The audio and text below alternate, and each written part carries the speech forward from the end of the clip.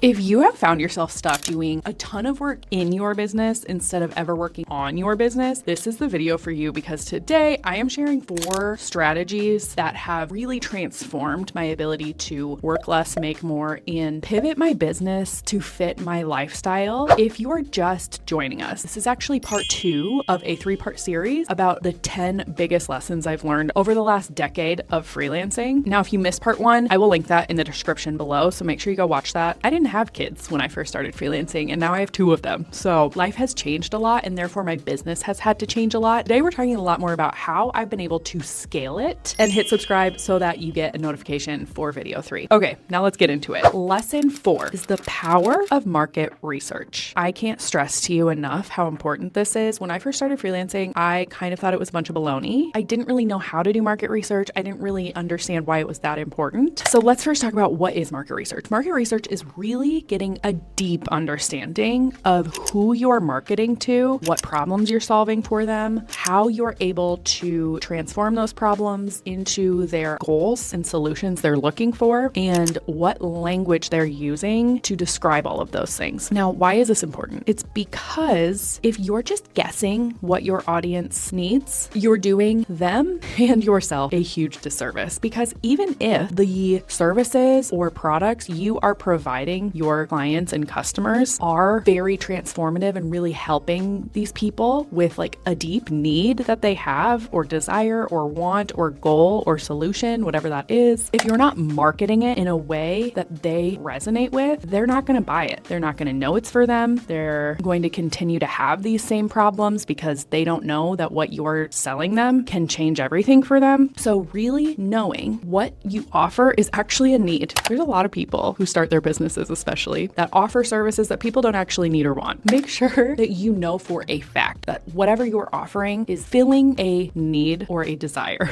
Don't just guess. Don't just assume that because that sounds good to you that it's actually something people are wanting to pay real money for. But now, once you know that it is something that your ideal audience wants and needs, I need you to know exactly how they are describing their pain points, their goals, the solutions they're looking for, and you need to use those exact words and phrases to help them see that your offer is the right solution for them. You're using their exact words, their exact pain points, their exact goals and aspirations. It's going to be so clear for them that this is the right offer to help them, and it takes way less convincing. And it also is doing them a service because you're making it easy for them to know if your offer is for them or not. The easiest way to really know and understand this is to actually talk to your ideal clients. And I know that sounds terrible. When I first started out, you couldn't pay me to talk to somebody for my business. That sounded terrible to me. But I promise you, if you sit down with somebody, buy somebody a coffee, get on a Zoom call, you can even offer like a free 20-minute brand design audit or whatever it is you do. Like maybe you can offer them something for free in return. But the more people you can get on the phone with and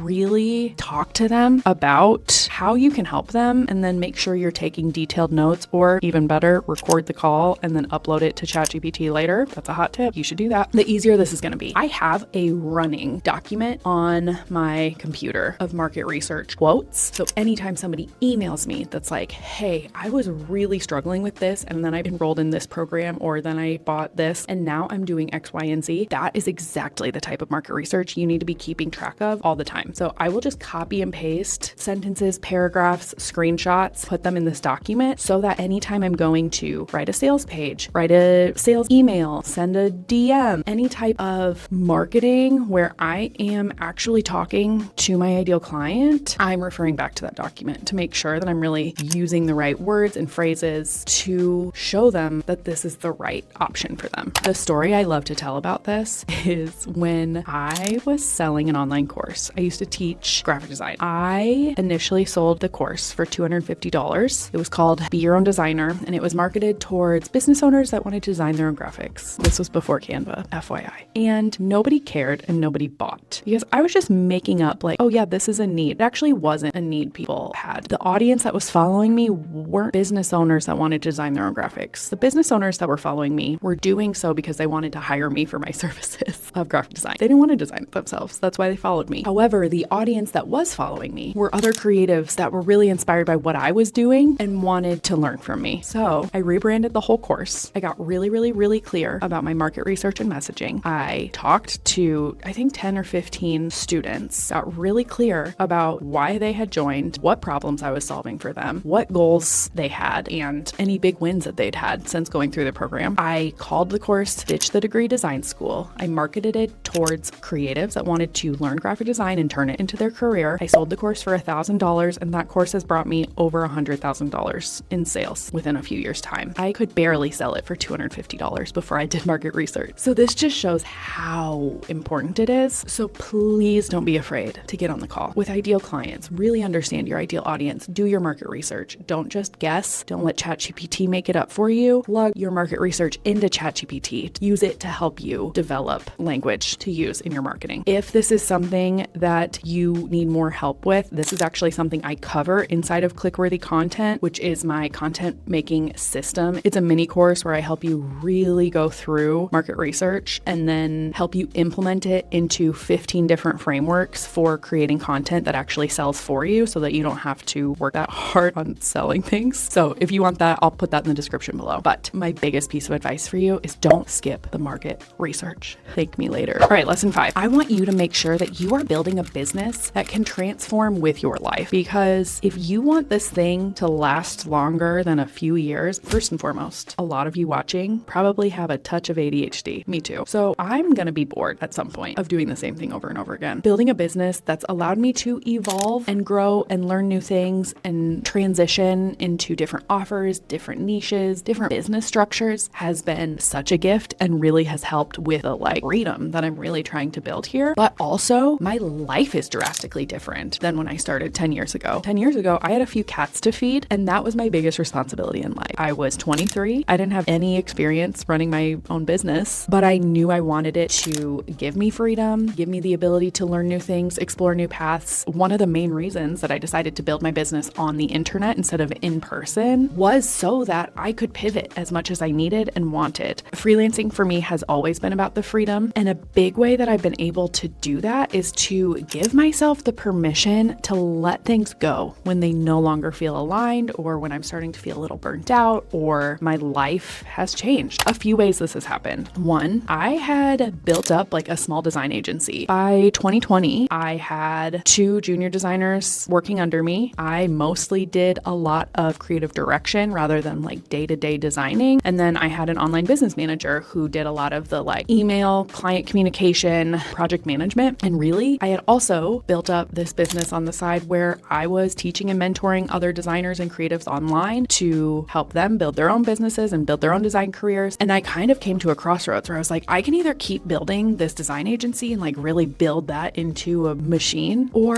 I can really focus on this teaching and mentoring thing. And not only was I feeling a little burnt out of the design work anyway, I also was finding a lot of fulfillment in the teaching and mentoring side of things. And I knew that also like that was going to allow me to scale a little more passively, and it just felt more aligned with where I was headed. And so by the end of, I think 2021, I let go of my final design client. I essentially burnt the whole thing down and went full force into teaching and mentoring online. Because I had accidentally built this following online, I then started getting a lot more offers for brand partnerships. I found out that I'm actually quite good at content creation and was really starting to make that a decent income stream. And I saw how much potential I had in that path. So I slowly started phasing out my graphic design education side of my business and did a lot more business mentorship, online visibility mentorship. That's sort of what I've been being asked from my peers of like, Mariah, how are you doing this? How are you just making sales on autopilot from your content? How are you getting brand deals without ever pitching anything? And so because that's what was being asked of me and it's what I was really enjoying, I slowly started to let go of the graphic design stuff. I also wasn't designing day to day anymore. So I didn't feel like that was a niche that I was really going to be keeping up with in the future. And knowing that, I could see like, okay, a year from now, I don't know that I want to be doing any graphic design stuff anymore. So I slowly started to pivot that away. And as of, 6 months ago, really went full-fledged into content creation, online visibility, digital marketing for freelancers freelancers and entrepreneurs and no longer do graphic design stuff. I'll occasionally do some like partnerships for graphic design stuff because that is something my audience is really interested in, because a lot of you guys are designers, but it's not what I talk about on a day-to-day anymore. So the ability to be able to pivot like that based on my interests and what's happening in my life has been such a gift, and being able to let something go to then really focus on something else has changed the game for me. Also, now that I have 2 kids, my firstborn is 3 now. So for the last 3 years, I have only been able to work 15 hours a week. That's the phase of life I'm in. Eventually my kids will be in school and I'll be able to work more again and can, scale that more if I want. But right now, the priority is working 15 hours a week so that I can be home with my kids as much as possible, but doing so in a way that like my business still lights me up and still brings in just as much money, if not more, as it did when I didn't have kids. All that to say, build a business that can grow with you and support your goals as your life and priorities are changing. Lesson 6 is trusting the compounding effect. In the beginning, you are going to want to become an overnight success. I still want to become an overnight success. But the thing is all of the overnight successes you are seeing online, they're not overnight successes. They have just been putting in the work day in and day out, and it finally blew up 10 years later, however many years later. 99% of the people that you idolize are not overnight successes. You just didn't get to see all of the work they put in before they made it, quote unquote, whatever your goal is. So I promise you, even though it feels like you are sending emails or posting on Instagram or going to these outreach events or whatever, it feels like you're doing so much work and it's just getting crickets. Well, 1, you should work on your strategy. I can help you do that. Free resources in the description below. But also, your content is going to compound on itself. Your marketing is going to compound on itself. The work you're doing today, you are going to see results from 3 months from now, a month and a half from now, maybe 6 months from now, whatever. I am still getting client inquiries, sales, etc., from marketing content that I put out 3 years ago. So even on the days it feels like nothing's happening and everything's stagnant, I promise you, showing up consistently marketing your business, consistently creating the content, consistently posting on Instagram, it will make a difference, but it's probably not going to happen overnight. So as long as you can trust the process and sit in the discomfort of knowing that it might not happen tomorrow, but it's going to happen, you are going to survive in this. You are going to be far more mentally fit and prepared for entrepreneurship than somebody who's like, okay, well, I've been posting for 2 months and nothing's happened. I need you to be posting for 2 years. And then you can be like, nothing's happened. And then I'd probably say, well, that's probably not true.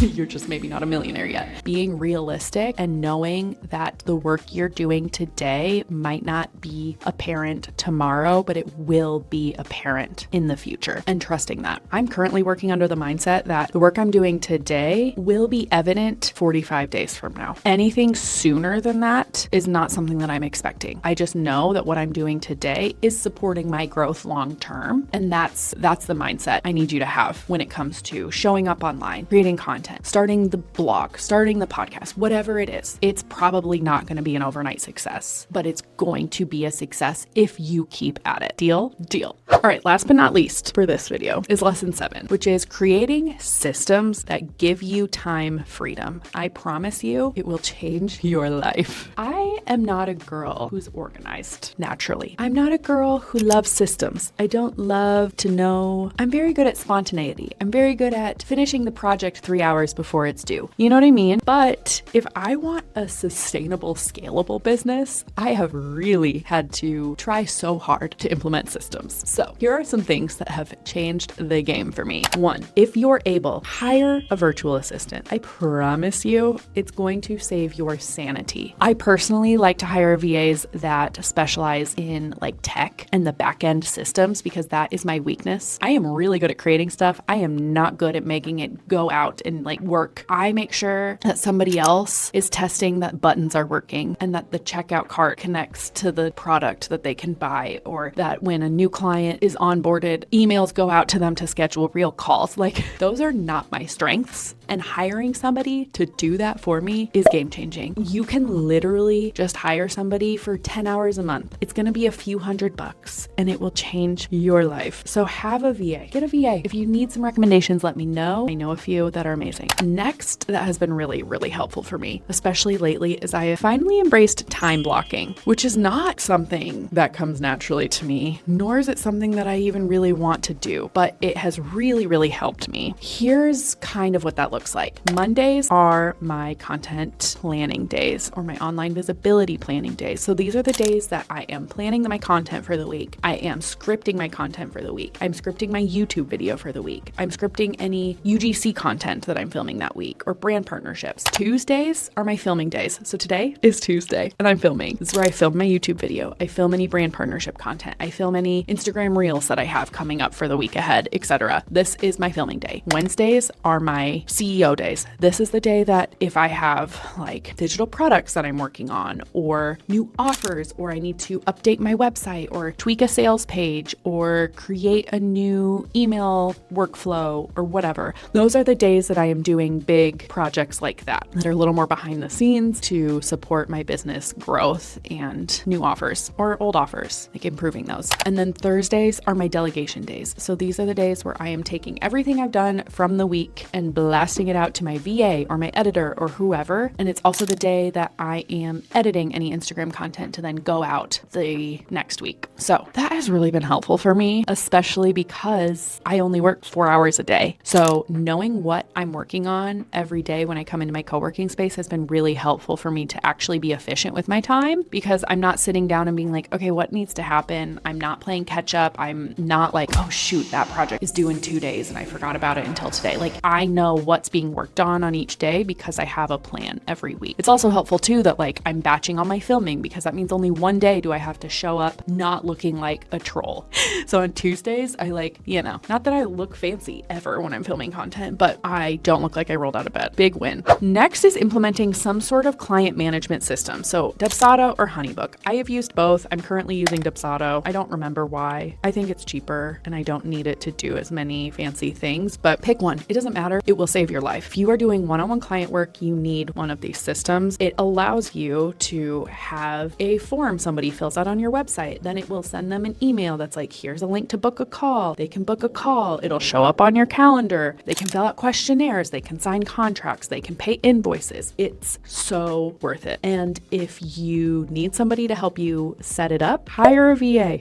Even if it's on a project by project basis, be like, I need help setting up my Dubsado. A VA can do all of that for you. And it's so worth the money. It feels like such a big time suck when you're setting it up, but it's going to save you hours and hours and hours and hours once it's implemented. So don't skip it. Do it. I promise you, it'll be worth it. I might have a discount for Dubsado, and if I do, I'll put it in the description below too. But again, so worth it. Last but not least is building an email list and implementing sales funnels. I can create a whole nother video about successful email funnels. Collecting emails is going to make your marketing efforts so much easier. It doesn't have to be a big email list, especially if you're offering one-on-one, but finding a way to incentivize people who want to work with you or are interested in working with you, incentivizing them to give you their email address, giving them a freebie, even if it's like, put in your email and I'll send you my pricing guide, but give them something in return for their email. Nobody's just signing up for a general newsletter anymore. Nobody wants to give you their email. Nobody wants more emails in their inbox, right? So make sure you're giving them something that they want or need. If you're doing one-on-one services, this does not have to be a big email list, but being able to then nurture those emails to show them why you are the expert at what you do, why they should want to work with you, like past client wins, work you've done in the past, nurture them so that when they're ready to hire you, they will do that because they've been warmed up on your email list. It's way easier to sell through your email list than it is through your Instagram, for example. The conversion rates are just way higher. So the more you can just set up an email funnel that like sends them an email once a week after they sign up just on autopilot, it's going to save your life. Really, overall, the hardest mindset shift that I've had to make is that working more doesn't mean making more. In fact, I've really been focusing my mindset on working less means making more, but it's really, really hard to conceptualize. So the more you can believe that working harder doesn't mean making more money, the sooner that that's going to start happening for you. I really believe that running a business is like 80% mental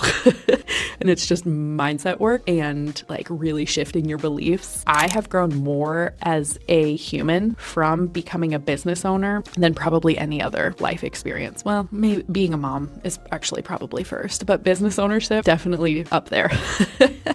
So trusting that you don't have to work harder, you don't have to work more, you don't get a reward for working 60 hours a week. In fact, I actually think that would suck. So don't do that, and instead put in systems in place that allow you to work less and make more. It's so worth it, I promise. All right, so those are lessons 4 through 7 of the 10 things that I've learned from 10 years of freelancing. Know your ideal audience, do your market research, build a business that can evolve with your life, and don't be afraid to let go of pieces that are no longer serving you so that you can focus on a new, better path. Trust that the consistency you're doing today will show up and give you results. It's just probably not going to be tomorrow. It's probably going to be a few months from now, maybe a year from now. Trust that consistency will pay off. And then finally, set up systems. Save yourself time and sanity. Set up systems. I hate it too, but it's going to really help you in the long run. Now, please be sure to hit subscribe so that you don't miss the last part of this series. Lessons 8 through 10, we're going to be talking a lot more about money and mindset. Like I said, that's like 80% of this whole gig. It's really wild. So I promise you it's going to be good and juicy and you're not going to want to miss it. Make sure you check the description below for all my free resources for building your business, especially online, and marketing it in a way that actually makes you money rather than just posting crickets for no good reason. You spend way too much time marketing your business for it to not work. So I have lots of strategy to help you implement sales psychology within your content online so that it actually works hard on your behalf. Let's turn your content into your sales team. It's going to change your life. I promise. Thanks so much for being here. Let me know what your biggest takeaway was in the comments below. I will read all of them and I can't wait to see you in the next video. Bye.